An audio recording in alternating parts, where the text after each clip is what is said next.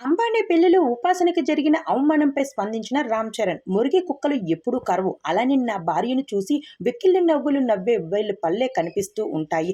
ఒంటి నిండా బట్టలు కప్పుకున్న నా భార్య తప్పు, మరి విప్పుకు తిరిగి వీళ్ళు అంటూ ఉపాసన కొనదలి ఎప్పుడు సాంప్రదాయంగా అచ్చమైన ఆడపడుచులా ఎలాంటి ఫంక్షన్ అయినా ఈవెంట్ కన్నా హాజరవుతూ ఉంటుంది. ఎంత పెద్దింటి అమ్మాయో ఎంత సాంప్రదాయంగా అణిగి మణిగి ఉంటుంది. వివరాల్లోకి వెళ్తే అంబానీ ఇంట పెళ్ళైన సంగతి తెలిసిందే. ఈ పెళ్లికి బాలీవుడ్, టాలీవుడ్, కోలీవుడ్ అని తేడా లేకుండా అందరూ విచ్చేశారు. ఎవరి స్టేటస్కి ఎవరు తగ్గట్టు ఎవరికి నచ్చినట్టు వాళ్ళు రెడీ అయ్యి విచ్చేశారు.